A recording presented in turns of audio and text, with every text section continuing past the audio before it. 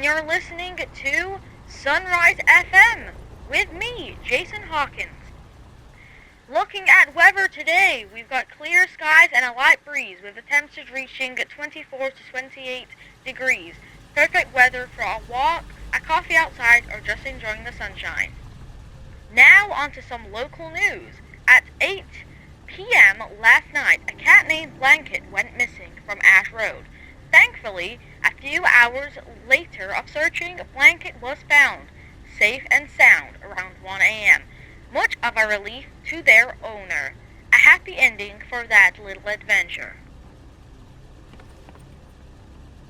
Oh wow, we've actually got some sunshine. I'm starting to look like Dracula.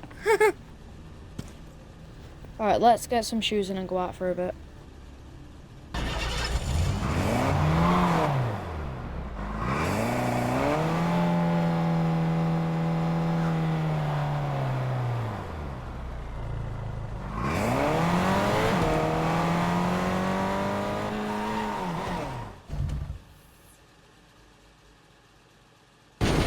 Mayday! Mayday! Mayday! Code red, we are going down!